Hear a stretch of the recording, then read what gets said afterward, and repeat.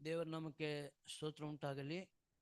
ದೇವರು ಈ ಸಮಯದಲ್ಲಿ ನಮ್ಮೆಲ್ಲರಿಗೂ ಆತ್ಮಿಕ ಪ್ರಯೋಜನಕರವಾದ ಒಂದು ಮಾತುಗಳು ದೇವರಿಂದ ನಾವು ಕೇಳಿಸಿಕೊಳ್ಳಿಕ್ಕಾಗುವಂತೆ ದೇವರು ನಮಗೆ ಈ ಒಂದು ಸಮಯದಲ್ಲಿ ಅವಕಾಶವನ್ನು ಕೊಟ್ಟಿದ್ದಾನೆ.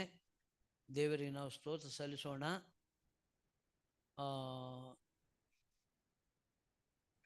ನಮ್ಮ ಪ್ರದರ್ಶನ ಅಂಕಲ್ ಅವರು ಹೇಳ್ತಾರೆ ಯಾವಾಗಲೂ, ಇಲ್ಲಿ ವಾಕ್ಯ ಹೇಳುವಾಗ ಯಾರು ಹೊರಗಡೆಯಲ್ಲಿ ಸುತ್ತಾಡ್ತಾರೆ, ಯಾರು ಹೊರಗಡೆ ಇರ್ತಾರೆ ಅಂತೇಳಿ.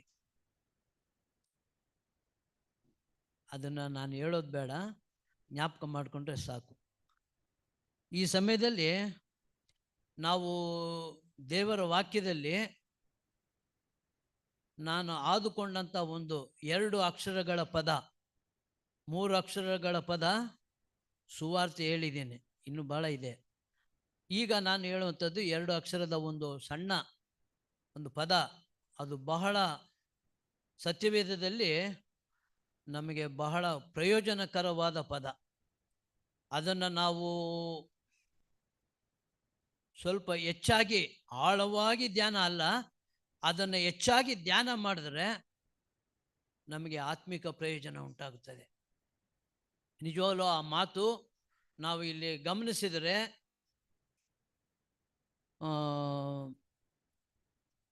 ಕೀರ್ತನೆಗಳು 17ನೇ ಅಧ್ಯಾಯ 15ನೇ ವಚನ.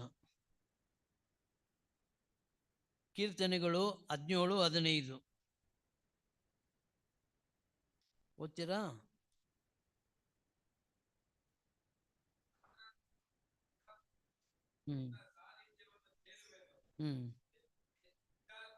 ಎಚ್ಚೆತ್ತಾಗ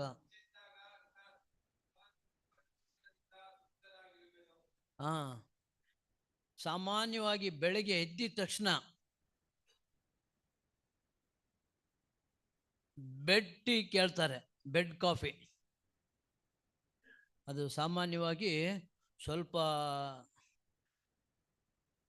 ಹೆಚ್ಚಿನ ಸ್ಥಿತಿಯಲ್ಲಿ ಸ್ವಲ್ಪ ಎಚ್ಚಳ ಪಡುವಂಥವರು ಅದನ್ನು ಆ ರೀತಿ ಹೇಳ್ತಾರೆ.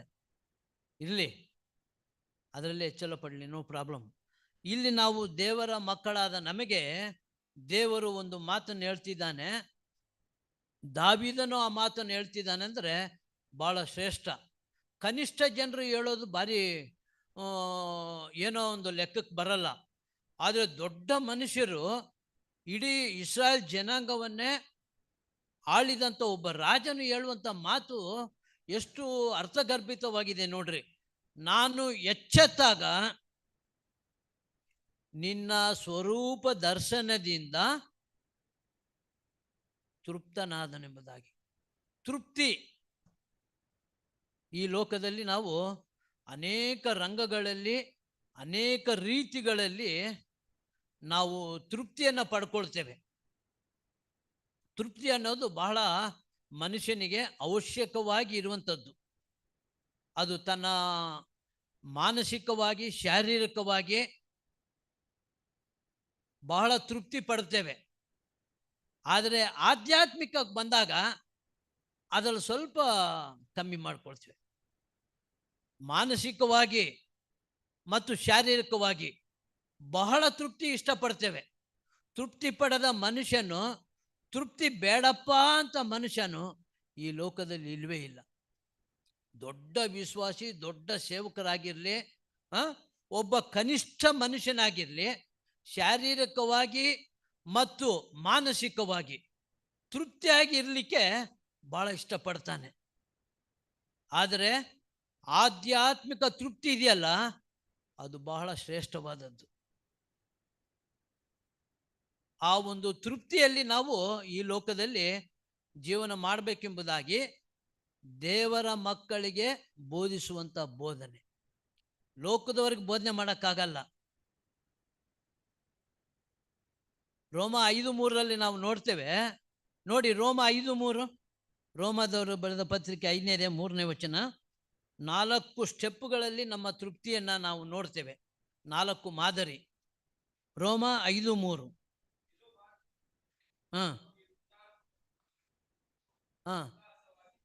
ನೋಡಿ, ಇಲ್ಲಿ ಅಪೊಸ್ತಲ ಪೌಲನ್ ಹೇಳ್ತಾನೆ, ತೆಲುಗಲ್ಲಿ ಯಾರು ಓದ್ತಾರ? ತೆಲುಗು ಹಾ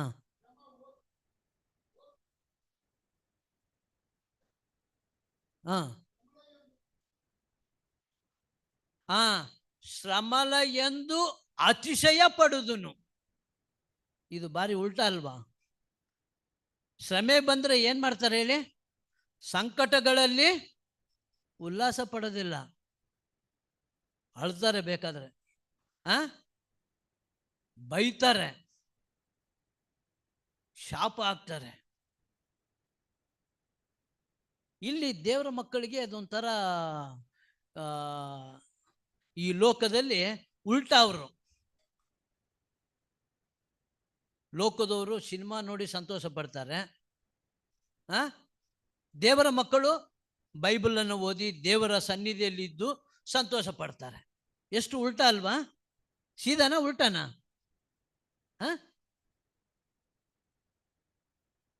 ನೋಡಿ, ಇಲ್ಲಿ ಉಪದ್ರವಗಳಲ್ಲಿ ಉಲ್ಲಾಸವಾಗಿದ್ದೇನೆ.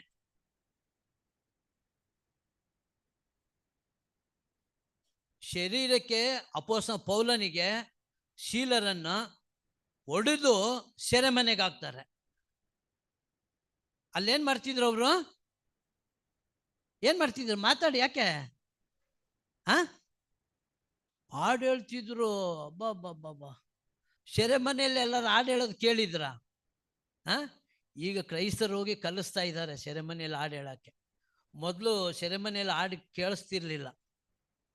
అయ్యో వాడు ఇట్లా చేసే వాడు ఇట్లా చేసే వాడినుంటే నేను నీకు వస్తే వాళ్ళని వీళ్ళని తిట్టేదే. ಅವಂದೇನು ನಾನು ಮಾಡಿದ್ದಕ್ಕೆ ನಾನು ಬಂದಿದ್ದಂತೆ ಯಾರು ಒಪ್ಕೊಳ್ಳಲ್ಲ. ಈ ರೀತಿಯಾಗಿ ಮನುಷ್ಯನು ಶಾರೀರಿಕವಾಗಿ ಮಾನಸಿಕವಾಗಿ ತೃಪ್ತಿಯನ್ನು ಪಡ್ಕೊಳ್ತಾರೆ. ಆದರೆ ದೇವರ ಮಕ್ಕಳು ಉಪದ್ರವಗಳಲ್ಲಿ, ದೇವರ ಮಕ್ಕಳೆಂದರೆ ಯಾರು? ಆಧ್ಯಾತ್ಮಿಕ ಮಕ್ಕಳು. ಉಪದ್ರವಗಳಲ್ಲಿ ಸಂಕಟ, ಉಪದ್ರವಗಳಲ್ಲಿ ಉಲ್ಲಾಸವಾಗಿದ್ದೇವೆ. ಇದು ಎಷ್ಟು ನಮಗೆ ಅನುಭವ ಆಗಿಲ್ಲ, ಅಷ್ಟು ಕೆಲವ್ರಿಗಾಗಿದೆ. ನಮ್ಮ ಮೋಹನಪ್ಪ ಅವರ ಕುಟುಂಬದವರಿಗೆ ಇಲ್ಲಿ ಇರುವಂಥವರಲ್ಲಿ ಅವರು ಸೇವೆಗೆ ಹೋದಾಗ ಎಷ್ಟು ಶ್ರಮೆಯನ್ನು ಅನುಭವಿಸಿದ್ದಾರೆ ಅಂತ ಗೊತ್ತವರಿಗೆ, ಎಷ್ಟು ಹೊಡೆತಗಳು ಬಿದ್ದಿದೆ ಅಂತ. ಎಣ್ಣೆಪಾಲಿದ್ದಾರೆ, ಅದು ಯಾವುದೋ ಒಂದು ಊರಲ್ಲಿ ಸೇವೆಗೆ ಹೋದ್ರೆ, ಬಿಳಿ ಹಂದಿ ಬಂದಿದೆ, ಬಂಡ್ರೋ ಹೊಡೆಯೋಣಂತ ಚೆನ್ನಾಗಿ ಹೊಡೆದ್ರಂತೆ ಅವತ್ತು ಒಂದ್ಸರಿ. ಸೌತ್ ಆಫ್ರಿಕಕ್ಕೆ ಕ್ರೈಸ್ತರು ಹೋದ್ರೆ, ಅಮೇರಿಕದವರು ಜರ್ಮನಿಯವರು ಹೋದ್ರೆ, ಬಿಳಿ ಹಂದಿ ಬಂದಿದೆ ಬಂಡ್ರೋ ಅಂತ ಒಬ್ಬನ ಕೈ ಕಿತ್ಕೊಂತಾನಂತೆ, ಒಬ್ಬನ ಕಾಲು ಕಿತ್ಕೊಂತಾನೆ, ಒಬ್ಬನು ಗುಂಡೆಕಾಯಿನ ಗುಂಜ್ಕೊಂಡು ತಿಂಟಾರಂಟ, ಪೀಕೊಂಡು ತಿಂಟಾರಂಟ. ಚಾಕುಲೇ ಒದ್ದು ಸೇತೋಟೆ ಗುಂಜ್ಕೊಂಡು ಅವು ಗೋರ್ಲಟ್ಟುಂಟೆ ಒಲವಿ. ಆ ರೀತಿ ಕ್ರೈಸ್ತರ ಒಂದು ತೃಪ್ತಿ ಆ ರೀತಿ ಇದೆ. ಕ್ರೈಸ್ತರಿಗಿರುವಂಥ ತೃಪ್ತಿ ಇದರಲ್ಲಿದೆ, ಲೋಕದಲ್ಲಿ ಇರಲ್ಲ. ಲೋಕದಲ್ಲಿ ಇದೆ, ಕೆಲವರು ತೃಪ್ತಿ ಪಡ್ತಾರೆ, ಆದರೂ ತೃಪ್ತಿ ಸಿಗಲ್ಲ ಎಷ್ಟಿದ್ರು ಕೂಡ. ಅದಕ್ಕೆ ಒಂದು 2-3 ವಚನವನ್ನು ನೋಡೋಣ. ಪ್ರಸಂಗಿ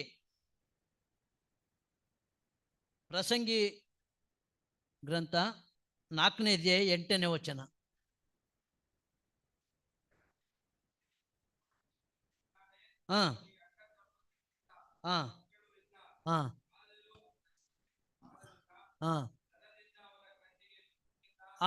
ಸಾಕು, ಇಲ್ಲಿ ತೃಪ್ತಿ ಇದೆ. ಇಲ್ಲಿ ಇವನಿಗೆ ಎಷ್ಟು ದನ ಇದ್ರೂ ಕೂಡ ತೃಪ್ತಿ ಇಲ್ಲ ಅಂತೆ. ಆದ್ರೆ ಅವನ ಹಿನ್ನೆಲೆ ಹೇಳ್ತಿದ್ದಾನೆ. ಯಾರ್ಯಾರು ಇಲ್ಲಪ್ಪ ಅವನಿಗೆ? ಓದು.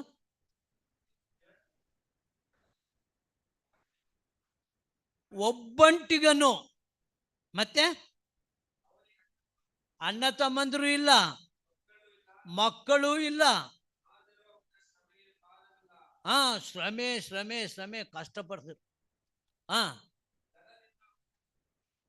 ನೋಡಿ, ದನದಿಂದ ಅವನಿಗೆ ಕಣ್ಣಿಗೆ ತೃಪ್ತಿ ಇಲ್ಲ, ಈ ಲೋಕದಲ್ಲಿ ಆ ಲೋಕದ ತೃಪ್ತಿ, ಅವರು ಲೋಕದವರು ಪಡುವಂಥ ತೃಪ್ತಿ.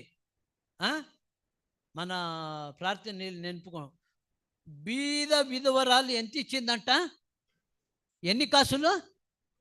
2 కాసు. దేవుడు ఏం ಮಾಡ್ದ? విధవరాలను మెచ్చుకున్నాడు. ಪಾಪಂ ಬೀದ, ಅಷ್ಟು ಸ್ಪಷ್ಟವಾಗಿ ಬರೆದಿದೆ, ಬೀದ ವಿಧವರಾಲು. ಇಲ್ಲಿ ಇವನು ಧನವಂತ, ಇಂದು ಮುಂದೆ ಯಾರೂ ಇಲ್ಲ. ಧನದಿಂದ ಅವನ ಪ್ರಯಾಸಕ್ಕೆ ಮಿತಿ ಇಲ್ಲದ ಪ್ರಯಾಸ ಪಡ್ತಾನಂತೆ. ఏమరా నేను ఎవరికి పెట్టాలరా, ఎవరు తినాలరా నీ ఆలోచన లేనే లేదు. ప్రసంగిలో భలే మంచిగా మాట చెప్పిండనమాట. తృప్తి ఇల్వంతే, ಧನದಿಂದ ತೃಪ್ತಿ ಇಲ್ಲ. ಎಷ್ಟು ಧನ ಕೂಡಿಸ್ಕೊಂಡ್ರು ತೃಪ್ತಿ ಇಲ್ಲ. ಆಮೇಲೆ ಇನ್ನೊಂದು ನೋಡ್ರಿ, 5:10, ಅದೇ ಪ್ರಸಂಗಿ.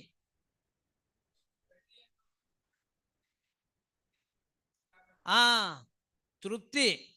ಬೆಳ್ಳಿ, ಅವನಿಗೆ ಎಷ್ಟು ಬೆಳ್ಳಿ ಇದ್ರೂ ತೃಪ್ತಿನೇ ಇಲ್ಲ ಅಂತೆ. ಈ ರೀತಿ ಆದಂಥ ತೃಪ್ತಿ ಈ ಲೋಕದ ಜನರಲ್ಲಿದೆ. ಯಾರಲ್ಲಿದೆ? ಯಾರಲ್ಲಿದೆ? ಲೋಕದ ಜನರಲ್ಲಿ ಈ ಥರ ತೃಪ್ತಿ ಇದೆ. ಆಮೇಲೆ ಇನ್ನೊಂದಿದೆ ನೋಡ್ರಿ, ಅದೇ ಪ್ರಸಂಗಿ 1:8 ವಚನ.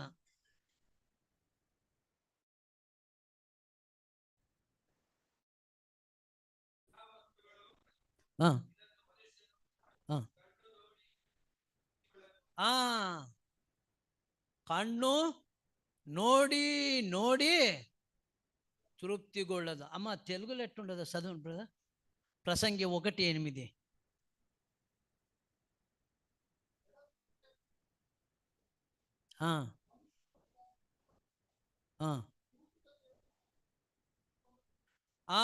చూచుట చేత కన్ను ತೃಪ್ತಿ పొందక ఉన్నదంట.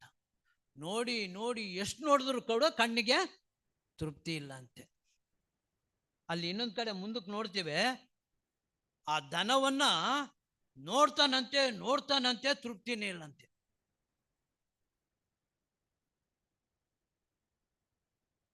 ಎಷ್ಟು ರಾತ್ರಿ ಮಲಗುವಾಗ ಲೆಕ್ಕ ಹಾಕ್ತಾನೆ. ಅಂಗಡಿಗಳಲ್ಲಿ ಮಾರ್ವಾಡಿಗಳು ಹೋಗೋಗಿ ನೋಡಬೇಕು, ಅವರ ಸಾಯಂಕಾಲ ಹೋಗ್ಬೇಕು, ಅವ್ರ ಹತ್ರ ಎಣಿಸ್ತಾ ಇರ್ತಾರೆ. ಅವರಿಗೆ ಅದೇ ತೃಪ್ತಿ. ಎಷ್ಟು ಬೆಳ್ಳಿ ಇದ್ರೂ ತೃಪ್ತಿ ಇಲ್ಲ, ಎಷ್ಟು ಧನ ಇದ್ರೂ ತೃಪ್ತಿ ಇಲ್ಲ, ಕಣ್ಣಿಗೆ ತೃಪ್ತಿ ಇಲ್ಲ. ಆಮೇಲೆ ಎಷ್ಟು ಉಂಡರೂ ತೃಪ್ತಿ ಇಲ್ಲ ಅಂತ ಹೇಳ್ತಾರೆ. ಎಷ್ಟು ಊಟ ಮಾಡು, ಆದರೆ ಮನುಷ್ಯನು ಅದನ್ನು ಬಿಡಲ್ಲ. ಅದನ್ನ ಅಯ್ಯೋ ಇದೆಲ್ಲ ಏನು ನಾವು ಬಿಟ್ಟು ಹೋಗುವಾಗ ಹೇಳ್ತಾರೆ, ಗಾದೆ ಹೇಳ್ತಾರೆ, వచ్చేటప్పుడు ಖಾಲಿ, ಹೋಗುವಾಗ ಖಾಲಿ, ಬರುವಾಗ ಬೆತ್ತಲೆ, ಹೋಗುವಾಗನು ಬೆತ್ತಲೆ. ಆದರೆ ಇಲ್ಲಿ ನಾವು ನೋಡುವಾಗ ಮನುಷ್ಯನ ಒಂದು ತೃಪ್ತಿ ಎಷ್ಟು ಮಟ್ಟಿಗಿದೆ ಅಂದರೆ, ಲೋಕದಲ್ಲಿ ಇದು ಬಹಳ ಇದೆ. ಆದರೆ ಈಗ ನಾವು ಒಂದು ಲಾಸ್ಟ್ಗೆ ನಮ್ಮ ಒಂದು ಹಾಡು ಹೇಳಿದ್ರಲ್ಲ, ಯಾವುದು ಈಗ నిరంతరం నీతోనే ఉండాలని ఆశ నన్నిలా బ్రతికించుచున్నది. నన్నిలా బ్రతికించుచున్నది. యాడ ఉండాలని? యాడ ఉండాలని? ನಿರಂತರಂ ನೀಲೋನೆ, ನೀತೋನೆ. ಆ ಮಾತುಗಳು ನಾವು ನಿಜವಾಗ್ಲೂ ವಾಕ್ಯದಲ್ಲಿ ಮತ್ತು ಕೆಲವು ಭಕ್ತರು ಹಾಡಿರುವಂಥ ಹಾಡುಗಳು ಅರ್ಥಗರ್ಭಿತವಾಗಿ ನಾವು ಯೋಚನೆ ಮಾಡಿದ್ರೆ ನಾವೇನು ಜೀರೋ. ಅದಕ್ಕೆ ದಾವೀದನು ಹೇಳ್ತಾನೆ, ನಾನು ಎಚ್ಚೆತ್ತಾಗ ನಿನ್ನ ದರ್ಶನದಿಂದ ತೃಪ್ತನಾದನು. ಈ ತೃಪ್ತಿ ಬೇಕು ಮನುಷ್ಯನಿಗೆ. ಲೋಕದಲ್ಲಿ ತೃಪ್ತಿ ಇದೆ, ಲೋಕದಲ್ಲಿ ಆಸೆ ಪಡ್ತೇವೆ, ಅದು ತಿನ್ಬೇಕು, ಇದು ತಿನ್ಬೇಕು, ಏನೆಲ್ಲ ಮಾಡಬೇಕು, ಏನೆಲ್ಲ ಸಂಪಾದನೆ ಮಾಡಬೇಕು, ಎಷ್ಟು ದನ ಕಂಡ್ರು ಕೂಡ ಕಣ್ಣಿಗೆ ತೃಪ್ತಿ ಇಲ್ಲ ಅಂತ ಹೇಳ. ನೋಡಿ, ಯೆಶಾಯನ ಬರೆದ ಪ್ರವಾದನ ಗ್ರಂಥ 55:2 ನೋಡಿ, 55:2.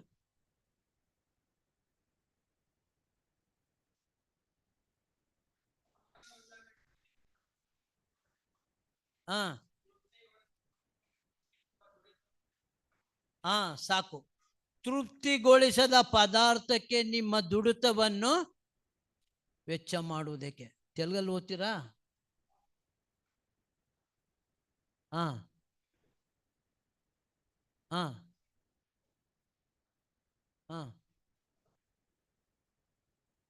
నీ కష్టార్జితము ఎందుకు వ్యయపరచెదవు. ಸಂತೃಪ್ತಿ ಕಲಗಜೆಯಿಂದಂಟ ನಿಮ್ಮ ದುಡಿತವನ್ನು ವೆಚ್ಚ ಮಾಡುವುದು ಏತಕ್ಕೆ? ದೇವ್ರ ವಾಕ್ಯದಲ್ಲಿ ಎಷ್ಟರ ಹೇಳಿ ಸ್ವಲ್ಪ ಇರುತ್ತೆ ನಮ್ಮದು ಅಸಂತೃಪ್ತಿ. ದೇವರ ವಿಷಯದಲ್ಲಿ ಅಸಂತೃಪ್ತಿಯಾಗಿರ್ತಾರೆ, ಲೋಕದ ವಿಷಯದಲ್ಲಿ ತೃಪ್ತಿಯಾಗಿ ಇರಲಿಕ್ಕೆ ಪ್ರಯತ್ನ ಮಾಡ್ತಾರೆ, ಆದರೆ ಅದು ತೃಪ್ತಿ ಅಲ್ಲ. ನಿಮ್ಮ ದುಡಿತವನ್ನು ವೆಚ್ಚ ಮಾಡುವುದೇತಕ್ಕೆ ಅಂತ ಕೇಳ್ತಾನೆ. ಭಾಳ ವೆಚ್ಚ ಮಾಡ್ತೇವೆ. ದೇವರ ಒಂದು ಸನ್ನಿಧಿಯಲ್ಲಿ ನಮಗೆ ಸಿಗುವಂಥ ತೃಪ್ತಿ ಈ ಎಲ್ಲ ವಿಷಯಗಳಲ್ಲಿ ಸಿಗುವುದಿಲ್ಲ. ನಾನು ಕಳೆದ ಸಹ ಕಾಣ್ತೆ ಹೇಳಿದ್ದೀನಿ ದಾವಣಗೆರೆಯಲ್ಲಿ ದೊಡ್ಡ ಮನೆ ಕಟ್ಟಿದ್ದಾನೆ ಒಬ್ಬ MLA, ಮಾಜಿ MLA. ಭಾಳ ದೊಡ್ಡ ಮನೆ. ಆ ರೂಮ್ಗಳು ಭಾಳ ಹೊರಗಡೆ ನೋಡ್ಲಿಕ್ಕೇನೆ ಭಾಳ ಚಂದ. ಹೊರಗಡೆ ಬೋರ್ಡ್ ನೋಡಿದ್ರೆ ಏನಂತ ಹೇಳಿದ್ದೀನಿ, ಜ್ಞಾಪಕ ಇದೆ ಯಾರಿಗಾರ? ಸುಮ್ಮನೆ. ಆ ಬಿಲ್ಡಿಂಗ್ ಹೆಸರೇನು? ಸುಮ್ಮನೆ. ದಾವಣಗೆರೆ ಹೋದಾಗ ನೋಡ್ಕೊಂಬಂಡ್ರೆ ಅಡ್ರೆಸ್ ಕೊಡ್ತೀನಿ ಹೋಗಂತವ್ರಿಗೆ. ಸುಮ್ಮನೆ. ನನಗೆ ಆಶ್ಚರ್ಯ ಆಯಿತು, ఏంద్రా ఇంత పెద్ద కట్టించిండు ఇల్లు, ఇంత బిల్డింగ్లు ఉండవి, ఇంత ಏನು ಈಗ ಇವನು ಯಾರು ಅಂಬಾನಿ ಎಷ್ಟು ರೂಮ್ ಇದೆ ಅಂತ ಗೊತ್ತಾ? ಅಲ್ಲಿ 600 ರೂಮ್ಗಳು ಇದೆಯಂತೆ. ಅವ್ರ ಮನೆಯಲ್ಲೇ ಹೆಲಿಕಾಪ್ಟರ್ ಬಂದು ಇಳಿಬೋದಂತೆ. ಅವನಿಗೆ ಹೇಳ್ಬೇಕು, ಇದನ್ನು ಕಳಿಸ್ಬೇಕು, ಹಿಂದಿಯಲ್ಲಿ ಟ್ರಾನ್ಸ್ಲೇಟ್ ಮಾಡಿ ಸುಮ್ಮನೆ ಅಂತ ಕಳಿಸ್ಬೇಕು. ಸುಮ್ಮನೆ. ನನಗೆ ಅಯ್ಯ ಒಂದು 2-3 ನಿಮಿಷ ಅಲ್ಲೇ ಮತ್ತೆ 5 ದಾಸಿ ಹೊತ್ತು ನಿಂತ್ಕೊಂಡ್ಬಿಟ್ರೆ ಮತ್ತೆ ಅಲ್ಲಿ ಸೆಕ್ಯೂರಿಟಿ ಅವ್ರು ಬಂದು ಕೇಳ್ಬಿಡ್ತಾರೆ, ಯಾಕಪ್ಪ ಇಷ್ಟೊತ್ತು ನಿಂತಿದ್ಯಾ ಅಂದ್ಬಿಟ್ಟು. 2-3 ನಿಮಿಷ ನೋಡಿದೆ, ಆಶ್ಚರ್ಯ ಆಯ್ತು ನನಗೆ. ಆವಾಗ 68ರಲ್ಲಿ 77ರಲ್ಲಿ ನಮ್ಮ ತಂಗಿ ಮಗಳನ್ನ, ನಮ್ಮ ಮಾಮನ ಮಗಳನ್ನ ಅಲ್ಲಿ ಕೊಟ್ವಿ. ನಾನೇ ಮದುವೆ ಎಲ್ಲ ಇದು ಮಾಡಿ, ಇದು ಅರೇಂಜ್ಮೆಂಟ್ ಭಾಳ ಖರ್ಚೆಲ್ಲ ಇದಾಯಿತು. ಆ ಟೈಮ್ನಲ್ಲಿ ದಾವಣಗೆರೆ ಕೊಟ್ಟಿದ್ವಿ. ಅಲ್ಲಿ ಹೋದಾಗ ಹಂಗೆ ದಾವಣಗೆರೆ ನೋಡ್ಕೊಂಬರೋಣ ಅಂತ ಹೋದರೆ ಆ ರೀತಿ ಇತ್ತು ಬಿಲ್ಡಿಂಗ್. ನಿಜವಾಗ್ಲೂ ನನಗೆ ಆಶ್ಚರ್ಯ ಆಯಿತು. ಏನೇನೋ ಹೆಸರು ಬರ್ಕೊಳ್ತೇವೆ, ಅದು ಫಸ್ಟ್ ಅದರಲ್ಲಿ ಬರೆಯೋದು ಏನು? ಗಂಡನ ಹೆಸರಿಗಿಂತ ಹೆಂಡತಿ ಹೆಸರು ಮೊದಲು ಬಂದ್ಬಿಡುತ್ತೆ ಆ ಬಿಲ್ಡಿಂಗಿಗೆ. ಭಾಳ ಮನೆಗಳಿದ್ದಾವೆ ಆ ಥರ. ఇష్టపడతారు. నా పేరు రాపి దాని మీద గోడ మీద ఆడ ఉండని, బయట ఉండని, బయట ఉండని ఆడ రాపి నా పేరు. ఫస్ట్ నా పేరే ఉండాలి.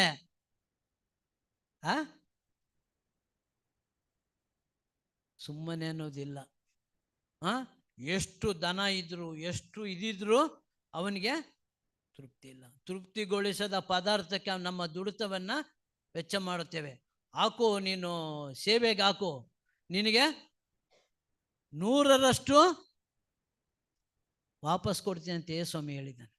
ಎಲ್ಲ ಬಿಟ್ಟು ಬಂದಿದ್ದೀವಿ ಸ್ವಾಮಿ, ನಮಗೇನಿದೆ ಅಂತ ಕೇಳಿದ್ರೆ ಸ್ವಾಮಿ ಏನು ಹೇಳಿದ್ರು? 100ರಷ್ಟು ನಾನು ಹಿಂದಕ್ಕೆ ಕೊಡ್ತೇನೆ. ಅಂತ ಹೇಳ. ನಾನು ಒಂದು 7ನೇ ತಾರೀಕು ಶುಕ್ರವಾರ ಒಂದು ಪವನ್ಗೆ ಒಂದು ವಿಡಿಯೋ ಕಳಿಸಿದೆ. ಅದು ನಾನು ಹೇಳಲಿಲ್ಲ, ಮೊದಲೇ ಹೇಳಿದ್ರೆ ರೆಡಿ ಮಾಡ್ತಾ ಇದ್ರು. ಶಿಷ್ಯರು ಎಷ್ಟು ಕಷ್ಟಪಟ್ಟರು ಅಂದರೆ, ಅವರಷ್ಟು ವೇದನೆ ಪಟ್ಟವರು ಭೂಮಿಯಲ್ಲಿ ಯಾವ ಕ್ರೈಸ್ತರಿಲ್ಲ. ಅದರಲ್ಲಿ ನಾವು ನೋಡ್ತೀವಿ, ಯಾಕೋಬನನ್ನ ದೊಡ್ಡ ಬೆಟ್ಟದ ಮೇಲಿಂದ ಕೆಳಗಡೆ ತಳ್ತಾರೆ. ತಳ್ಳಿದ್ರು ಅವನು ಕಲ್ಲುಗಳ ಮಧ್ಯದಲ್ಲಿ ಬಿದ್ದು ಕೂಡ ಏನಾಗಿಲ್ಲ. ಮತ್ತೆ ಅವನು ಇಟ್ಕೊಂಡು ಹೋಗಿ ಗರ್ಗಸದಲ್ಲಿ ಕೈ ಕಾಲು ಕುಯ್ತಾರೆ, ಎಲ್ಲ ಅಂಗಾಂಗಗಳನ್ನೆಲ್ಲ ಕುಯ್ತಾರೆ. ಆ ವಿಡಿಯೋ ನೋಡ್ತಾ ಇದ್ರೆ ನನಗೆ ಬಹಳ ಇದಾಗ್ಬಿಡ್ತು. ಕ್ರೈಸ್ತರ ತೃಪ್ತಿ ಈಗಿದೆ, ಎಲ್ಲ ಕಟ್ತಾರೆ, ಬೋರ್ಡ್ ಮಾತ್ರ ಸುಮ್ಮನೆ.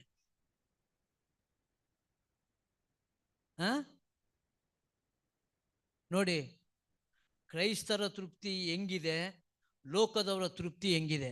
ನಾವು ಸ್ವಲ್ಪ ಟ್ಯಾಲಿ ಮಾಡಿ ನೋಡ್ರಿ ಅಂತ ಹೇಳ್ತಾರೆ. ಬೇರೆ ವಿಷಯಗಳನ್ನ ಟ್ಯಾಲಿ ಮಾಡ್ತೀವಿ, ಈ ವಿಷಯಗಳನ್ನ ಟ್ಯಾಲಿ ಮಾಡಕ್ಕೆ ಹೋಗಲ್ಲ. ಇನ್ನು ಕ್ರೈಸ್ತರು ದೇವರ ವಾಕ್ಯದಲ್ಲಿ ನೋಡಿ, 2ನೇ ಕೊರಿಂಥ 12ನೇ ಅಧ್ಯಾಯ 10ನೇ ವಚನ ನೋಡಿ. ನಿನಗೆ ಸಿಗುತ್ತಾ ಫೋನ್? ಅದು ಕಳಿಸಿದ್ದು ಸ್ವಲ್ಪ 1-2-3 ಹಾಕು. ಅದು ಶ್ರಮೆ, ಶಿಷ್ಯರ ಒಂದು ಕಷ್ಟ ನೋಡಬೇಕು. ಆವಾಗ ನಮ್ಮ ಕೈಗೆ ಈ ಬೈಬಲ್ ಬಂದಿರೋದು. ಸುಲಭವಾಗಿ ಬಂದಿಲ್ಲ ಈ ಬೈಬಲ್ ನಮ್ಮ ಕೈಗೆ. ಎಷ್ಟೋ ಯಹೂದ್ಯರು ಇದಕ್ಕೋಸ್ಕರವಾಗಿ ಪ್ರಾಣಾರ್ಪಣೆ ಮಾಡಿದ್ದಾರೆ. ಜರ್ಮನಿಯಲ್ಲಿ ಫಸ್ಟು ಪ್ರಿಂಟಿಂಗ್ ಪ್ರೆಸ್ ಆಗಿ ಬೈಬಲ್ನ ಪ್ರಿಂಟ್ ಮಾಡ್ತಾ ಇದ್ರೆ, ಒಬ್ಬನು ಕ್ರೈಸ್ತ ವಿರೋಧಿ ಬಂದ್ಬಿಟ್ಟು, ನೀನು ಬೈಬಲ್ ಪ್ರಿಂಟ್ ಮಾಡ್ತೀಯಾ ಇರೋ ಅಂಥೇಳಿ ಆ ಬಿಲ್ಡಿಂಗ್ನೇ ದುಡ್ಡು ಕೊಟ್ಟು ತಗೊಂಬಿಟ್ಟು ಲೋಕದ ಬೇರೆ ಬೇರೆ ಕಮ್ಯುನಿಸಮು, ಅದು ಬೇರೆ ಬೇರೆ ಯಾವುದಾದ್ರು ಪುಸ್ತಕಗಳು ಪ್ರಿಂಟ್ ಮಾಡ್ತಾ ಹೋದ. ಸ್ವಲ್ಪ ದಿನದಲ್ಲ ಅವನು ಔಟ್. ಮತ್ತು ಅದನ್ನು ಬೈಬಲ್ ಸೊಸೈಟಿಯವರು ತಗೊಂಬಿಟ್ಟು ದೊಡ್ಡ ಬೈಬಲ್ ಇದಾಯಿತು, ಬೈಬಲ್ ಪ್ರಿಂಟಿಂಗ್ ಪ್ರೆಸ್. ಈಗ ಕರ್ನಾಟಕದಲ್ಲಿ ಬೆಂಗಳೂರಲ್ಲಿ ಹೆಂಗಿದೆಯೋ ಆ ರೀತಿ ಆಯಿತು. ಕ್ರೈಸ್ತರ ವಿರುದ್ಧವಾಗಿ ಬಂದವರು ಸ್ವಲ್ಪ ದಿನ ನಮಗೆ ಕಷ್ಟ ಆಗ್ಬೋದು, ಹಿಂಸೆ ಆಗ್ಬೋದು. ಆ ಹಿಂಸೆಯಲ್ಲೇ ನಮಗೆ ತೃಪ್ತಿ ಇದೆ. ನೋಡಿ 12:10 ಎಷ್ಟು ಅಪೊಸ್ತಲ ಪೌಲನು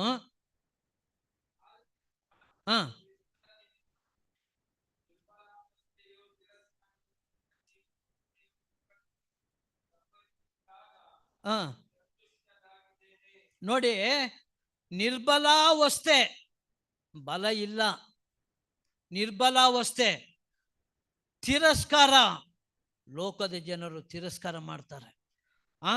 ಕೊರತೆ, ಅವನು ಸಮೃದ್ಧಿ ಇರಲ್ಲ. ಆಮೇಲೆ ಹಿಂಸೆಯಲ್ಲಿ ಇಕ್ಕಟ್ಟುಗಳನ್ನು ಸಂಭವಿಸಿದಾಗ ಹೇಗಿದ್ದಾನಂತೆ? ಸಂತುಷ್ಟನಾಗಿದ್ದಾನೆ. ಇದು ಭಾರಿ ವಿಚಿತ್ರ ಅಲ್ವಾ? ಉಲ್ಟಾ ಅಲ್ವಾ? ದೇವರ ಮಕ್ಕಳೇ ಈ ಲೋಕದಲ್ಲಿ ಉಲ್ಟಾ. ನೀವು ಲೋಕದ ಪಾಲಿಗೆ ಜೀವಿಸುವವರು, ಹೌದಾ? ಲೋಕದ ಪಾಲಿಗೆ ಸತ್ತವರಿಗೆ ಇನ್ನೇನು?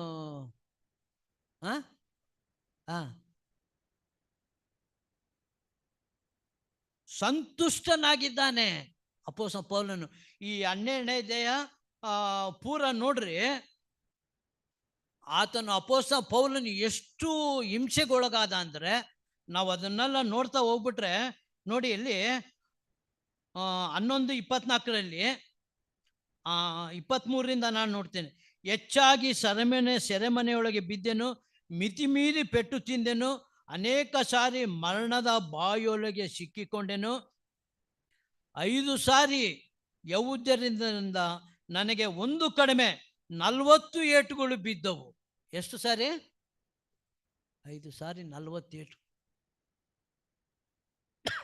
ಇನ್ನು ಮುಂದಕ್ಕೆ ನೋಡುವಾಗ 3 ಸಾರಿ ಸರ್ಕಾರದವರು ಚೇಡಿಗಳಿಂದ ಓಡಿಸಿದ್ರು, 1 ಸಾರಿ ಜನರನ್ನು ಕೊಳ್ಳುವುದಕ್ಕೆ ಕಲ್ಲೆಸೆದ್ರು. ಇನ್ನು ಮುಂದಕ್ಕೆ ನೋಡ್ಕೊಳ್ರಿ. ಇಷ್ಟೆಲ್ಲ ಹಿಂಸೆಯನ್ನು ಅನುಭವಿಸುವಾಗ ಸಿಕ್ತಪ್ಪ ಆಗ್ತೀಯ? ದೇವರ ಮಕ್ಕಳಿಗೆ ಈ ಲೋಕದಲ್ಲಿ ಈ ಲೋಕ ನಮ್ಮದಲ್ಲ. ಈ ಲೋಕದಲ್ಲಿ ನಾವು ಪಡುವಂಥ ಪ್ರಯಾಸಕ್ಕೆ ದೇವರು ತಕ್ಕ ಪ್ರತಿಫಲ ಕೊಡ್ತಾನೆ. ಸಂತುಷ್ಟನಾಗಿದ್ದೇನೆ. ನೋಡಿ, ನಿಜವಾಗ್ಲೂ ಅಪೊಸ್ತಲ ಪೌಲನ ಮತ್ತು ದೇವರ ಶಿಷ್ಯರ ಚರಿತ್ರೆಯನ್ನು ನೋಡುವಾಗ ಅವರು ಸಂತೋಷವಾಗಿ ಸೆರೆಮನೆಗೆ ಹೋದರು, ಸಂತೋಷವಾಗಿ ಹೊಡಿತಾ ಇದ್ರೆ ಇನ್ನೂ ಸುವಾರ್ತೆ ಹೇಳ್ತಾ ಇದ್ರು. ಬಾರ್ತಲೋಮ ತೋಮ ಇದಾನಲ್ಲ, ಅವನು ಚರ್ಮ ಸುಲಿತಾ ಇದ್ರಂತೆ, ಚರ್ಮ ಸುಲಿತಿದ್ರು ಸುವಾರ್ತೆ ಹೇಳ್ತಿದ್ನಂತೆ. ಶಿಷ್ಯರ ಚರಿತ್ರೆ ಪುಸ್ತಕ ಇದ್ದಾವೆ, ಅದನ್ನ ಓದ್ಬೇಕು ನೀವು.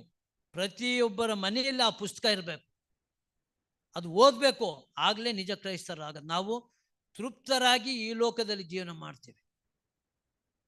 ನಮಗೆ ಇದೆ ಆಸೆ ಇದೆ, ಲೋಕದಲ್ಲಿ ಜೀವನ ಮಾಡಬೇಕು, ಲೋಕದ ಜನರಿಗಿಂತ ನಾನು ಚಾಲೆಂಜ್ ಆಗಿ ಜೀವನ ಮಾಡಬೇಕು.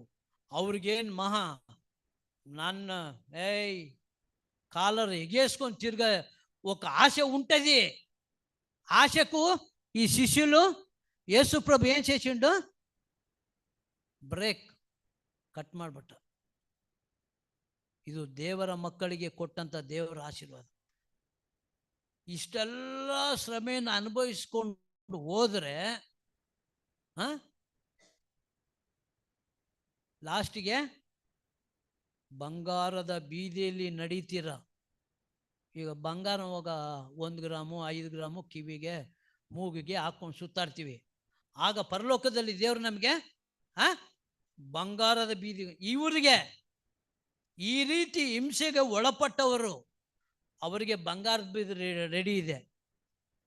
ಸುಮ್ಮನೆ ಅಂತ ಬೋರ್ಡ್ ಹಾಕೊಂಡ್ಬಿಟ್ಟು ಬಿಲ್ಡಿಂಗ್ಗಳು ಕಟ್ಕೊಂಡ್ರೆ ಅಲ್ಲ. ಸೇವೆಗೆ ನೀನು ಕೊಟ್ಟು ನೀನು ಏನು ಇಲ್ದಂಗಾಗು, ದೇವರು ನಿನಗೆ ಪ್ರತಿಫಲ ಕೊಡ್ತಾನೆ. ದೇವರು ನಿನ್ನನ್ನು ಆ ಬಂಗಾರದ ಬೀದಿಯಲ್ಲಿ ನಡೆಯಂಗೆ ಮಾಡ್ತಾನೆ. ಒಂದೊಂದು ಬಾಗಿಲು ಒಂದೊಂದು ಮುತ್ತಿನಿಂದ ಮಾಡಲ್ಪಟ್ಟಿತ್ತು. 12 ಹೆಬ್ಬಾಗಿಲು, 12 ಬಾಗಿಲು. 22ನೇ ಕೀರ್ತನೆ ಪ್ರಕಟಣೆ ನೋಡ್ರಿ, ಒಂದೊಂದು ಬಾಗಿಲು ಒಂದೊಂದು ಮುತ್ತಿನಿಂದ ಮಾಡಲ್ಪಟ್ಟಿತ್ತು. ಶುದ್ಧವಾದ ಸೋಸಿದ ಬಂಗಾರಂತೆ ಆ ಬೀದಿ. ನೋಡ್ರಿ, ದೇವರು ನಮಗೂ ಎಂಥ ಮನೆ, ಎಂಥ ಸ್ಥಳವನ್ನು ಸಿದ್ಧ ಮಾಡ್ತಿದ್ದಾನೆ. ಈ ಲೋಕದಲ್ಲಿ ತೃಪ್ತಿ ಸಾಕ, ಆ ತೃಪ್ತಿ ಬೇಕಾ? ನೋಡದೆ ನಂಬುವವನು ಧನ್ಯನು. ಇದು ನೋಡ್ತಾ ಇದ್ದೀವಿ, ಆ ಬಿಲ್ಡಿಂಗ್ చూడు ఎట్టుండేది, పెయింట్ బాగుంది, ఆ పెయింట్ ಅವನು ಕರೆದ್ಬಿಟ್ಟು ನೋಡು ಅದೇ ಥರ ಪೇಂಟ್ ಹೊಡಿಬೇಕು ನೋಡು. ಲೋಕದ ಎಕ್ಸಾಂಪಲ್, ಲೋಕದಲ್ಲಿ ಆ ಎಕ್ಸಾಂಪಲ್ ತಗೋಬೇಕು. ಅಂದರೆ ಅಲ್ಲಿ ತಗೊಂಡ್ರೆ ಇಲ್ಲಿ 0 ಆಗ್ತೀವಿ, ಅಲ್ಲಿ ತಗೊಳ್ಳಿಲ್ಲ ಅಂದರೆ ಇಲ್ಲಿ ಫುಲ್ ಆಗಿರ್ತೀವಿ. ಇದೇ ಸಾಕು ಅಂದ್ಬಿಟ್ರೆ, ಇದೇ ಸಾಕು ಅಂದರೆ ಅಲ್ಲಿಲ್ಲ, ಅಲ್ಲಿ ಸಾಕಂದ್ರೆ ಇಲ್ಲಿ ಇಲ್ಲ. ಎರಡರಲ್ಲಿ ಯಾವ್ದಾರೊಂದು. ಡಬಲ್ ಗೇಮ್ ಮಾಡೋಕ್ಕೆ ದೇವ್ರು ಬಿಡಲ್ಲ. ಡಬಲ್ ಗೇಮ್ ಮಾಡಿದ್ರೆ ದೇವ್ರಿಗೆ ಕೊಡೋಕ್ಕೂ ಗೊತ್ತು, ಕಿತ್ಕೊಳ್ಳೋಕ್ಕೂ ಗೊತ್ತು. ದೇವ್ರ ಹತ್ರ ನಮ್ಮ ನಾಟಕ ನಡೆಯಲ್ಲ. ದೇವರು ನಮ್ಮನ್ನ ಸಕಲ ಸಮೃದ್ಧಿ ಕೊಡ್ತಾನೆ. ನೀನು ಸೇವೆಗೆ ಕೊಡು, ಸೇವಕರಿಗೆ ಕೊಡು, ದೇವರು ನಿಮ್ಮನ್ನು ಆಶೀರ್ವದಿಸ್ತಾನೆ. ಇದರಲ್ಲಿ ತೃಪ್ತರಾಗಿರಿ. ಇದರಲ್ಲಿ ನಾವು ಸಂತೋಷವಾಗಿ ಇದ್ದರೆ ಆಮೇಲೆ ಇನ್ನೊಂದು ಸ್ಟೆಪ್ ಇದೆ, ಲಾಸ್ಟ್ ಸ್ಟೆಪ್ಪು ಭಾಳ ಚೆನ್ನಾಗಿದೆ. ಆ ತೃಪ್ತಿ ನೋಡ್ರಿ.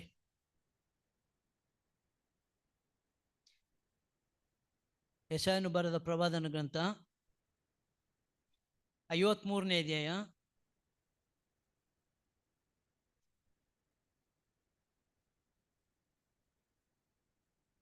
11ನೇ ವಚನ.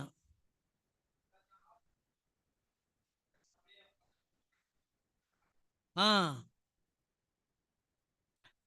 ತನ್ನ ಆತ್ಮವು ಅನುಭವಿಸಿದ್ರ ಶ್ರಮೆಯ ಫಲವನ್ನು ಕಂಡು ತೃಪ್ತನಾದೆನು. ಎಲ್ಲ ತೆಗ್ದಿದ್ರ ಬೈಬಲ್ ಇದು? ತೆಲುಗಲ್ಲಿ ಹೋದ್ರಿ?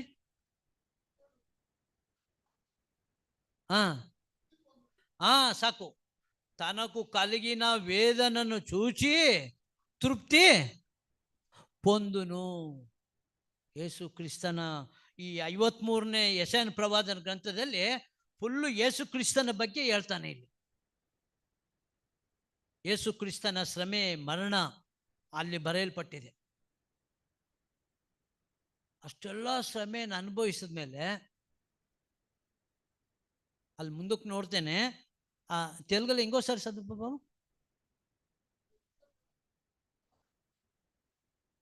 ವೇದನನ್ನು ಚೂಚಿ, ಅಲ್ಲಿ ವೇದನನ್ನು ಚೂಚಿ ತೃಪ್ತಿಯನ್ನು ನೋಡಿದೆ. ಕನ್ನಡದಲ್ಲಿ ಇನ್ನೊಂದು ಪದ ಸೇರಿಸಿದ್ದಾನೆ, ಓದಿ ಕನ್ನಡ. ಶ್ರಮೆಯ ಫಲವನ್ನು ಕಂಡು ತೃಪ್ತನಾದನು. ಶ್ರಮೆಯ ಫಲ, ಶ್ರಮೆಯ ಫಲ ಏನು? ಶ್ರಮೆಯ ಫಲ ಯಾವುದು? ಶ್ರಮೆಯ ಫಲ ಯಾವುದು? ಸ್ವಲ್ಪ ಜೋರಾಗಿ ಹೇಳಪ್ಪ. ಯಾವುದು ಶ್ರಮೆಯ ಫಲ? ಶೌಂಟ ಕಾರ್ಸಿ ಕಟ್ಟಿನ್ರ ಇಲ್ಲು ಏಮನ್ಕನ್ನವ್ರ ಯಾಡಂಟ ಆಡ ಗಲೀಜು ಪಡ್ತಾವ. పిల్లలను గడుపుతాం, భార్యను గడుపుతాం, భార్య పిల్లలను ఏమైనా పొద్దు సాను నేను అంత క్లీనిక్ పెట్టుకుంటే యాడంటే ఆడ పేపర్ పారేస్తామరా. నేను ఎంత కష్టపడ్డా తెలుసురా, పొద్దునుంటి ఎన్నిసార్లు చూడ్చినా.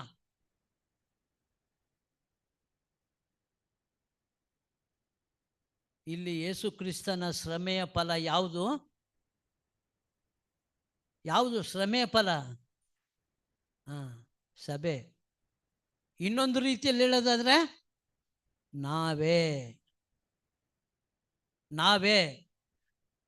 ಯೇಸು ಕ್ರಿಸ್ತನ ಆ ಶ್ರಮೆಯನ್ನು ಅನುಭವಿಸಲಿಲ್ಲ ಅಂತಿದ್ರೆ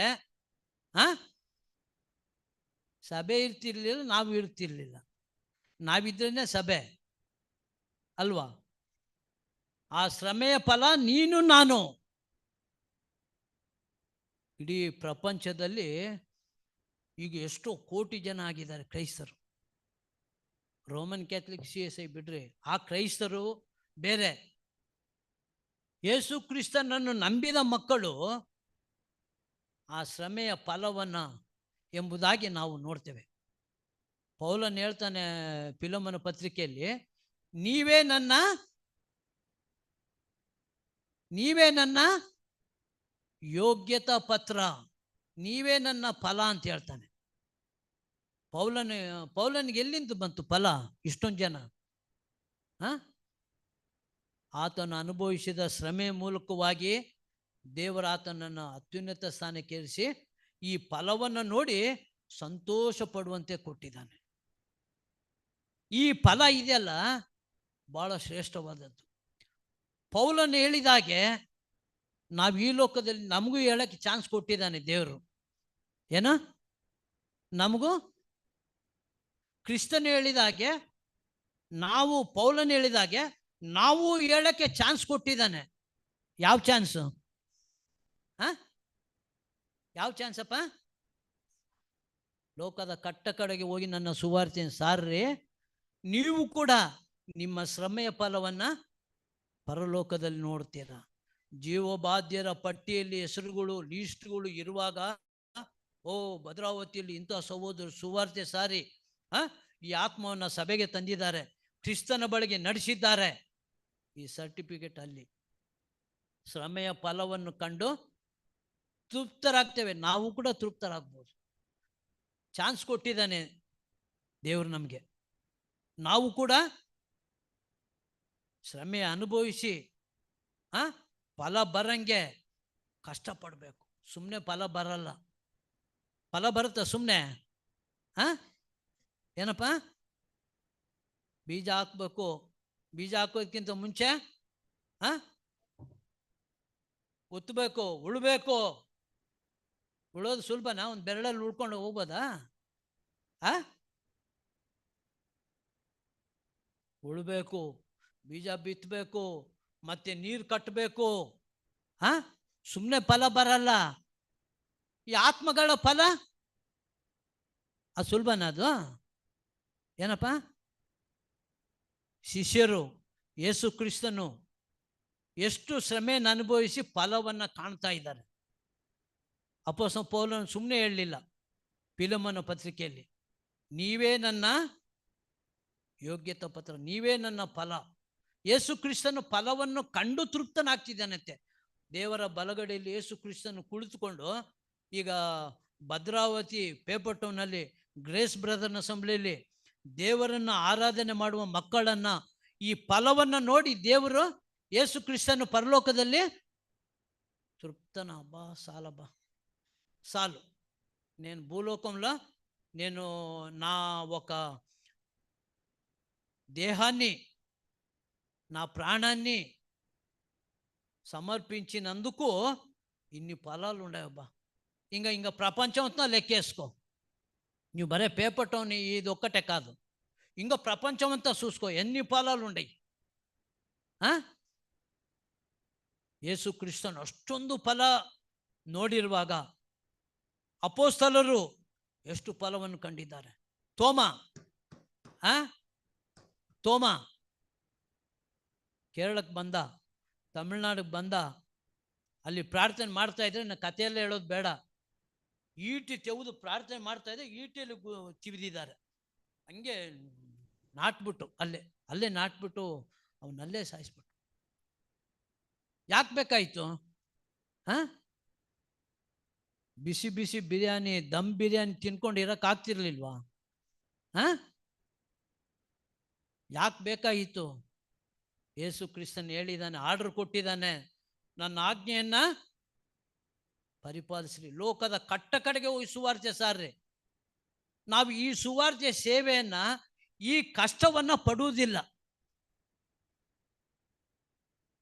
ಈ ಕಷ್ಟಪಟ್ಟು ಈ ಫಲ ಸಂಪಾದನೆ ಮಾಡಿದ್ರೆ ಪರಲೋಕದಲ್ಲಿ ನಿನಗೆ ಪ್ರತಿಫಲ. ಜೀವಬಾಧ್ಯರ ಪಟ್ಟಿಯಲ್ಲಿ ಹೆಸರುಗಳು ಓದ್ತಾ ಇರುವಾಗ, ನೋಡುವಾಗ ನೀನು ಅಲ್ಲಿ ಸಂತೃಪ್ತನಾಗ್ತೀಯ, ಇಲ್ಲೂ ಕೂಡ ಸಂತೃಪ್ತನಾಗ್ಬೋದು.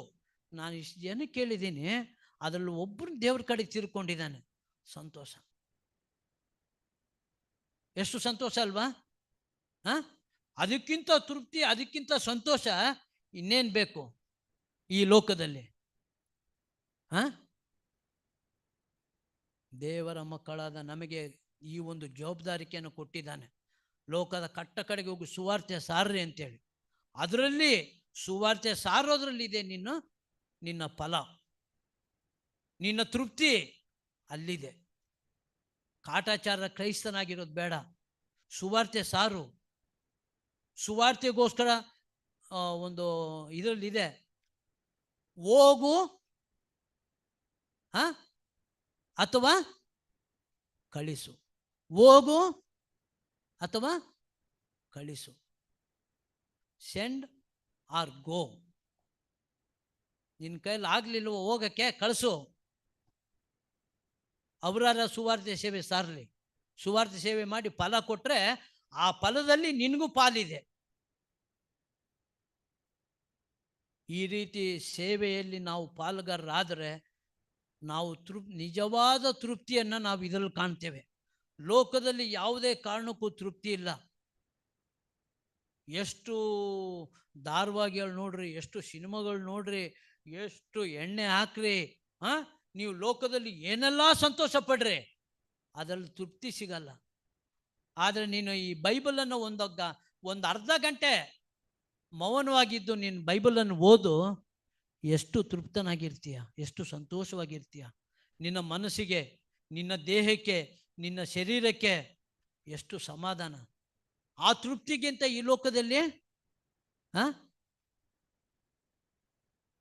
ತೃಪ್ತಿಗೊಳಿಸದ ಪದಾರ್ಥಕ್ಕೆ ನಿಮ್ಮ ದುಡಿತವನ್ನು ವೆಚ್ಚ ಮಾಡುವುದು ಯಾತಕ್ಕೆ ಅಂತ ಕೇಳ್ತಿದ್ದಾನೆ. ಮಾಡ್ತಿರೋದ್ರಿಂದ ಯಾತಕ್ಕಂತ ಕೇಳ್ತಾರೆ.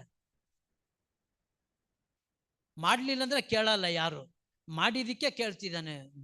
ಬೈಬಲಲ್ಲಿ ಬರೆದಿದೆ, ತೃಪ್ತಿಗೊಳಿಸದ ಪದಾರ್ಥಕ್ಕೆ ನಿಮ್ಮ ದುಡಿತವನ್ನು ವೆಚ್ಚ ಮಾಡುವುದು ಏತಕ್ಕೆ ಅಂತ ಪ್ರಶ್ನೆ ಕೇಳಿದಾನಲ್ಲಿ. ಅದ್ರಲ್ಲಿ ಆನ್ಸರ್ ನಾವು ಕಂಡ್ಕೊಳ್ಳೋಣ. ಸುಮ್ಮನೆ ಅನ್ನೋ ಪದ ಬಿಟ್ಬಿಡೋಣ. ಈ ಲೋಕ ಅಲ್ಲ ಸುಮ್ಮನೆ, ಅವನು ಬರೇ ಬಿಲ್ಡಿಂಗಿಗೆ ಮಾತ್ರ ಬರ್ಕೊಂಡಿದ್ದಾನೆ. ಅಪ್ಪ ನಮ್ಮ ಹಳೆ ಒಡಂಬಡಿಕೆಯಲ್ಲಿ ಅಬ್ರಾಮನು ಎಷ್ಟು ಐಶ್ವರ್ಯವಂತನು. ಒಂದು ಎಕ್ಸಾಂಪಲ್ ನೋಡ್ರಿ, ಅಬ್ರಾಮನು ಎಷ್ಟು ಐಶ್ವರ್ಯವಂತ. ಅವನು ಡೇರೆಗಳಲ್ಲಿ ವಾಸ ಮಾಡ್ದ, ಬಿಲ್ಡಿಂಗ್ ಎಲ್ಲೂ ಕಟ್ಕೊಳ್ಳಿಲ್ಲ, ಡೇರೆಗಳಲ್ಲಿ ವಾಸ ಮಾಡ್ದ. పరదేశులమో ప్రియులారా మన పురమిది కాదిప్పుడు. పరదేశులము ఈ పురమిది మనది కాదు. ఓకే, పాట మాత్రం పాడతాం అంతే. బిల్డింగ్లు ఆశ ఉండదు, కట్టేయాలని ఆశ ఉండదు, స్టైల్గా కట్టేయాలని. ఎవ్వరు కట్టించలేని అంత స్థితిలో ఆ స్టైల్లో మనం కట్టేయాలి. అందరు పోయేటోళ్ళందరూ నా బిల్డింగ్నే చూడాలి. ఆ పాట సచ్చినప్పుడు పాడతాం, సచ్చినప్పుడు పాడే పాట కాదు అది. బతుకున్నప్పుడే నీ ఇంట్లో నీవు పాడాలి. ఈ పాట నేర్చుకోండి. ఈ పాట అర్థగర్భితం. మీరు కన్నడ ఓ పాట ఉండి అదే పాట, పరలోక ఏది ఎలా ಹೇಳು. ಪರಲೋಕವೇ ನಂದೇಶವೇ ಎಂದು ನೋಡ್ವೇನು. ಮತ್ತೆ ಇಲ್ಲಿ ಕಟ್ಟಿರ್ದೆ ಯಾವಾಗ ನೋಡ್ತೀಯ? ಮತ್ತೆ ಇಲ್ಲಿ ನೋಡ್ತಾ ಇದ್ರೆ ಅಲ್ಲಿ ನೋಡಕ್ಕಾಗಲ್ಲ, ಅಲ್ಲಿ ನೋಡಿದ್ರೆ ಇಲ್ಲಿ ನೋಡಕ್ಕಾಗಲ್ಲ. పరదేశులము ప్రియులారా మన పురమిది కాదు, పురమిది కాదు, మన పురం కాదు, మన పురం ఆడ పరలోకం ఉండదు. నేను చాలాకెళ్ళి సావుల కొన్నిసార్లు చెప్పిన, ఈ పాట ఈడ పాడేది కాదురా, వాడు చచ్చిపోయిండు, ఓనికాడ పాడితే ఏం రాబా, వాడు వింటాడా? మనం ఆ పాట పాడాలి, మనం నేర్చుకోవాలి దాని పాట అర్థము. అప్పుడు మనము ಬಂಗಾರದ ಬೀದಿಯಲ್ಲಿ ನಡೆಯೋಕ್ಕೆ ಪ್ರಯತ್ನ ಮಾಡ್ತೇವೆ. ಇಲ್ಲದಿದ್ದರೆ ಇಲ್ಲೇ ಪ್ರಯತ್ನ ಮಾಡ್ತೀವಿ. ಯಾವುದು ಬೇಕು? ಯಾವುದು ಬೇಕು? ಪರಲೋಕ ಬೇಕಾ, ಈ ಲೋಕ ಬೇಕಾ? ಪುರಮಿದಿ ಕಾದು ಒಬ್ಬ ಚೆಲುಗ. ಆಮೇಲೆ ಇನ್ನೊಂದು ನಮ್ಮ ಸಹೋದರ ಪ್ರಾರ್ಥನೆಯಲ್ಲಿ ನೆನಪು ಮಾಡಿಕೊಳ್ತಾರೆ, ಯಾವುದದು? ఎవరు సమీపించరాని తేజస్సులో, ఎవరు సమీపించరాని తేజస్సులో ఆయన ఉండడంట. మనం ఆ తేజస్సులో మనం పోవాలనే దేవుడు ಆ ದೇವಾಲಯದ ತೆರೆಯನ್ನು ಅರ್ಧಕ್ಬಿಟ್ಟ, ಮಧ್ಯಕ್ಕೆ ಸೀಳ್ಬಿಟ್ಟ. ಓಪನ್ ಆಯಿತು. ದೇವ ದರ್ಶನದ ಒಳಗಡೆ ದೊಡ್ಡ ಮಹಾಯಾಜಕನು ಸೀದಾ ಹೋಗ್ಬೋದು, ಯಾಜಕರೆಲ್ಲ ಹೋಗ್ಬೋದು, ಪ್ರಾಕಾರದಲ್ಲಿ ಇರುವಂಥವರೆಲ್ಲ ನೋಡ್ಬೋದು. ದೇವರು ಆ ಥರ ಓಪನ್ ಮಾಡಿ ನಮ್ಮನ್ನು ಕರೀತಾ ಇದ್ದಾನೆ. బారప్ప పరలోక నీ దేశం రా, దా. చచ్చినప్పుడు పాడితే లాభం లేదు, బతికినప్పుడే పాడి దీని అర్థం తెలుసుకుంటే అప్పుడు చచ్చినప్పుడు మనం చచ్చినప్పుడు ఏం పాడేది లేదురా, వాడు మంచి బిలీవరు, వాడు పరలోకానికి పోయిండు. ನನ್ನ ಟೈಮ್ 11:30 ಆಯಿತು, ಮುಗಿತೀನಿ. ದೇವರು ಕೊಟ್ಟಂಥ ಅವಕಾಶಕ್ಕಾಗಿ ದೇವ್ರಿಗೆ ಸ್ತೋತ್ರ ಸಲ್ಲಿಸೋಣ. ಈ ಮಾತುಗಳಿಂದ ನಾವು ತೃಪ್ತರಾಗಿ, ಈ ಲೋಕದಲ್ಲಿ ತೃಪ್ತಿ ಅನ್ನೋ ಪದ ಬಹಳ ಪ್ರಾಮುಖ್ಯ. ಇನ್ನೂ ಕೆಲವು ತೃಪ್ತಿಗಳಿದ್ದು 11:30 ಆಯಿತು. ಆ ತೃಪ್ತಿಯಲ್ಲಿ ನಿಜವಾದ ತೃಪ್ತಿ, ದೇವರು ಕೊಡುವಂಥ ತೃಪ್ತಿ, ಪರಲೋಕದಲ್ಲಿರುವಂಥ ತೃಪ್ತಿ, ಇಲ್ಲಿ ಲಾಸ್ಟ್ಗೆ ಇದರಲ್ಲಿ ಸಿಗುವಂಥ ತೃಪ್ತಿ ಲೋಕದಲ್ಲಿ ಎಲ್ಲೂ ಇಲ್ಲ, ಎಲ್ಲೂ ಸಿಗಲ್ಲ.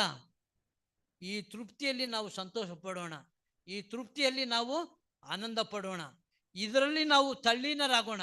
ನಿನಗೆ ಸಿಕ್ಕಿದ ಸಮಯವನ್ನು ವ್ಯರ್ಥ ಮಾಡಿಕೊಳ್ಳದೆ ಸತ್ಯವೇದವನ್ನು ಓದ್ರಿ, ಸುವಾರ್ತೆ ಸಾರ್ರಿ, ಫಲಗಳನ್ನು ಕಂಡ್ರಿ.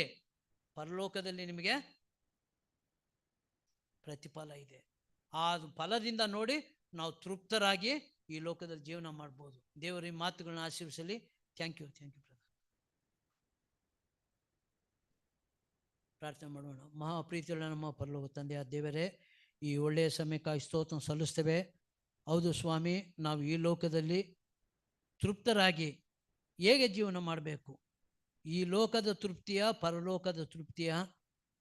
ನೀನು ಈ ಲೋಕದಲ್ಲಿ ತೃಪ್ತಿ ಪಡಲಿಲ್ಲ ಸ್ವಾಮಿ. ನಿನ್ನ ಶಿಷ್ಯರು ತೃಪ್ತಿಯಾಗಿ ಜೀವನ ಮಾಡಲಿಲ್ಲ. ಹೊಡೆತಗಳು ತಿಂದರು, ಬಾಧೆಗಳನ್ನು ಅನುಭವಿಸಿದ್ರು, ಶ್ರಮೆಯನ್ನು ಅನುಭವಿಸಿದ್ರು, ಸೆರೆಮನೆಗಳಲ್ಲಿ ಅನುಭವಿಸಿದರು. ಅದರಲ್ಲೇ ಅವರು ತೃಪ್ತರಾಗಿದ್ದರು ಸ್ವಾಮಿ. ದೇವರೇ, ಶ್ರಮೆಯ ಫಲವನ್ನು ಕಂಡು ಕರ್ತನಾದ ಯೇಸು ಕ್ರಿಸ್ತನು ತೃಪ್ತನಾದನೆಂಬುದಾಗಿ ನೋಡ್ತೇವೆ ಸ್ವಾಮಿ. ಹಾಗೆ ನಾವು ಈ ಲೋಕದಲ್ಲಿ ಶ್ರಮೆಯನ್ನು ಅನುಭವಿಸುತ್ತಾ, ಫಲಗಳನ್ನು ಫಲಿಸುತ್ತಾ ನಾವು ತೃಪ್ತರಾಗಿ ಈ ಲೋಕವನ್ನು ಬಿಡ್ಲಿಕ್ಕಾಗುವಂತೆ ನಿನ್ನ ಕೃಪೆಯನ್ನು ಅನುಗ್ರಹಿಸು. ನಿನ್ನ ಮಹಿಮೆಗಾಗಿ ಉಪಯೋಗಿಸು ಸ್ವಾಮಿ. ಕೊಟ್ಟಂಥ ನಿನ್ನ ಮಾತುಗಳಿಗೆ ಸ್ತೋತ್ರ. ನಿನ್ನ ಮಾತುಗಳು ನಮಗೆ ಸಂತೃಪ್ತಿಕರವಾಗಿ ಇರಲಿಕ್ಕಾಗುವಂತೆ ಆಶೀರ್ವದಿಸು. ನಾವು ಅದರಲ್ಲಿ ತಲ್ಲೀನರಾಗಿ ಧ್ಯಾನ ಮಾಡುತ್ತಾ ನಮ್ಮ ಸಮಯವನ್ನು ದೇವರೇ ಕಳೆಯುವಂತೆ ನಿನ್ನ ಕೃಪೆಯನ್ನು ಅನುಗ್ರಹಿಸು. ನಿನ್ನ ಮಹಿಮೆಗಾಗಿ ಉಪಯೋಗಿಸ್ಕೊ. ಎಲ್ಲರ ವಾಕ್ಯವನ್ನು ಕೇಳಿದಂಥ ಪ್ರತಿಯೊಬ್ಬರ ಹೃದಯದಲ್ಲಿ ನೀನು ಮೆಲುಕು ಹಾಕುವಂತೆ, ಅವರಿಗೆ ಮತ್ತೊಮ್ಮೆ ಮೆಲುಕು ಹಾಕುವಂತೆ ದೇವರೇ ಅವರಿಗೆ ಅವಕಾಶವನ್ನು ಕೊಡು. ಅವ್ರ ಮನೆಗಳಿಗೆ ಹೋಗಿ ಈ ಮಾತುಗಳಿಂದ ದೇವರೇ ಮೆಲುಕು ಹಾಕುತ್ತಾ ತೃಪ್ತರಾಗಿ ಜೀವನ ಮಾಡ್ಲಿಕ್ಕಾಗುವಂತೆ ಸಹಾಯ ಮಾಡು. ನಿನ್ನ ಮಹಿಮೆಗಾಗಿ ಉಪಯೋಗಿಸ್ಕೊ. ಯೇಸುವಿನ ನಾಮದಲ್ಲಿ ಬೇಡಿಕೊಳ್ತೇವೆ ಸ್ವಾಮಿ. ಆಮೀನ್.